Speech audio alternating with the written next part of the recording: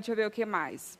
Piadas, são vários, né? Então, você procura lá nas plataformas digitais, né? O que é do seu gosto, e aí você tem acesso a hora que você quiser. Diferente dos programas de rádio que são ao vivo, né?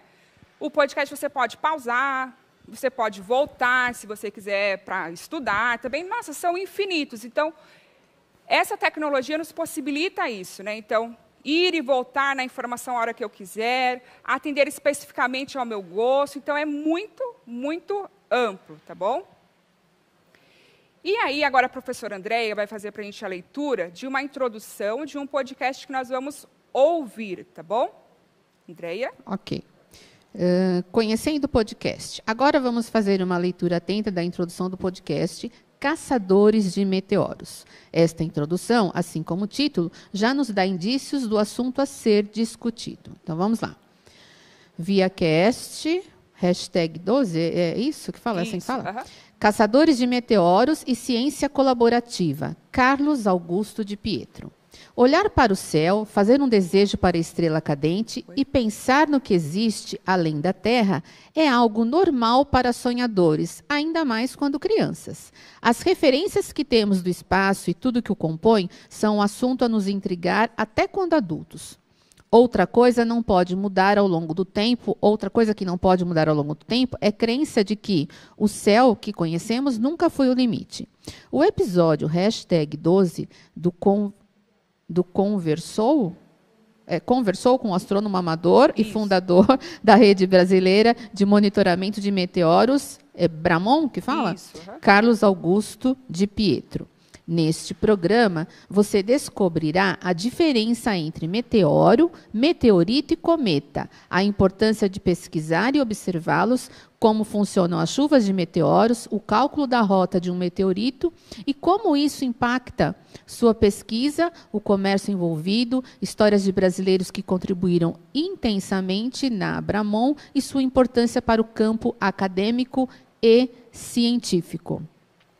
Agora, quem é Carlos Augusto de Pietro? Carlos Augusto de Pietro é formado em análise de desenvolvimento de sistemas pela USP, é astrônomo amador há 34 anos e é fundador da Rede Brasileira de Monitoramento de Meteoros, Bramon, uma organização aberta, colaborativa e sem fins lucrativos, cujo objetivo é desenvolver e operar uma rede de monitoramento de meteoros, produzindo e fornecendo dados científicos para a comunidade. Isso. Ok? Aí nós temos a ficha técnica, que não vamos ler, mas é para dar, né, os devidos créditos ao pessoal do podcast, tá? Observem que a introdução do podcast nos permite já ter uma ideia do assunto. E é interessante também para vocês adquirirem um novo vocabulário. Acredito que tem aí algumas palavras que vocês não tenham tanto conhecimento. Vocês podem já pesquisar e ir adquirindo um vocabulário, tá bom?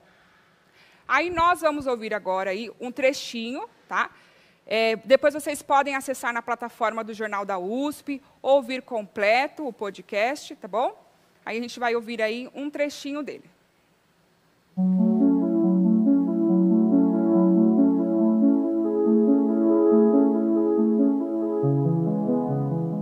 Bem-vindos ao ViaCast, o podcast do Via Saber. Hoje a gente vai conversar sobre estrelas cadentes, meteoros, meteoritos, bólidos, cometas e asteroides. Onde observar, como observar, o que ver e muito mais. Nosso convidado de hoje é Carlos Augusto de Pietro Bella.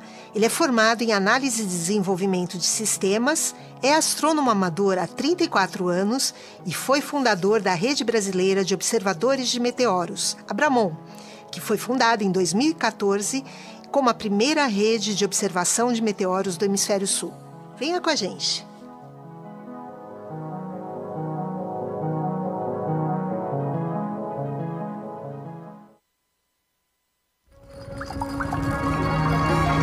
ViaCast, podcast do Via Saber.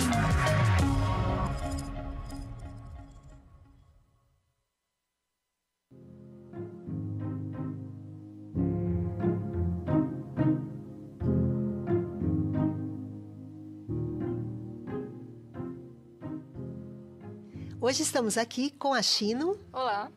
Eu, Lilian, E apresentando hoje, Carlos Augusto de Pietro Bella. Olá, Lilian, prazer em estar com você aqui, não aqui, mas revê-la, né? Olá, Bruna, Oi. Muito obrigado pela oportunidade. Realmente é algo bem interessante falar num podcast sobre meteoros, é algo, eu acho que inédito, é a primeira transmissão do tipo, eu acho, sobre esse tema, tá? Então, Via Saber vai ser a primeira a fazer essa divulgação. Carlos, sabe o que eu gostaria de saber? O que é um caçador de estrela cadente? Existe isso? O que é isso? Na verdade, eu acho que o termo só ele não é muito condizente, né? Não é uma estrela cadente. Costuma se chamar de caçador de meteoritos, né? Existe um certo tabu com esse termo pelo aspecto comercial que ele carrega, né? Um caçador é uma coisa negativa, uma pessoa que mata animais, etc. Mas é o melhor termo para especificar esse tipo de atividade. Eu mesmo já participei de buscas de meteoritos em campo e eu posso dizer que é uma verdadeira caça. Tá? O meteorito Porangaba, que caiu em São Paulo em 2015, na cidade mesmo nome, no interior de São Paulo, nós fomos com amigos da Bramon, né, na localidade onde havia sido calculado que haviam caído os meteoritos, e foi uma verdadeira caçada no sentido que a gente se embrenhou por quilômetros mato adentro, entrevistamos cerca de 120 pessoas em busca de informações. Não é algo simples de ir até a localidade e coletar um meteorito, né? Você literalmente caça esse meteorito, né? Eu não sou contra o termo, tá? Eu acho que é o melhor termo, inclusive, para o tipo de atividade. A gente sabe que é controverso também o termo estrela cadente, né? Isso, só estrela cadente.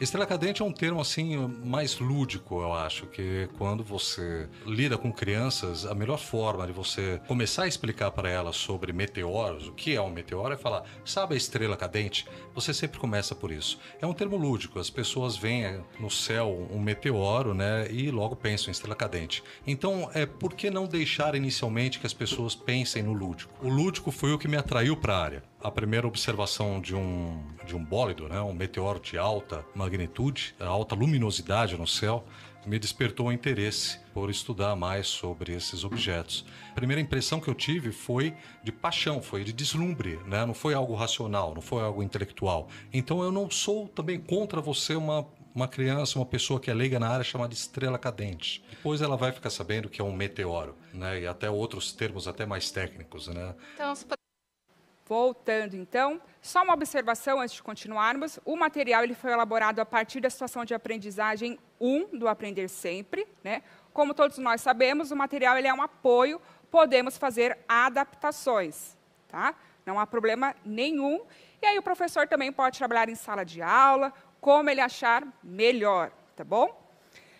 Espero que vocês tenham gostado do podcast, né? Como eu falei, vocês podem ter acesso a ele completo, o material também vai ficar disponível, e ouvir novamente, tá? Eu tentei procurar um assunto assim, que fosse diferente para vocês, que os alunos tivessem uma curiosidade, essa questão do universo, né? As estrelas cadentes, meteoros, meteoritos, e por aí vai, tá bom? Nós temos aí uma perguntinha para vocês, tá? Vamos conversar sobre o podcast? Sobre o conteúdo do podcast, explique qual é o tema central e qual é a sua relevância para os tempos atuais. Por que será que é interessante a gente saber sobre essa questão de meteoros, meteoritos? É a partir daquilo que vocês têm uma vivência, tá? Eu sei que vocês estão no 6º ano, mas tem muito aluno que gosta de pesquisar essa questão dos astros, tá? Da astronomia. Então, respondam aí. 1 minutinho para vocês responderem.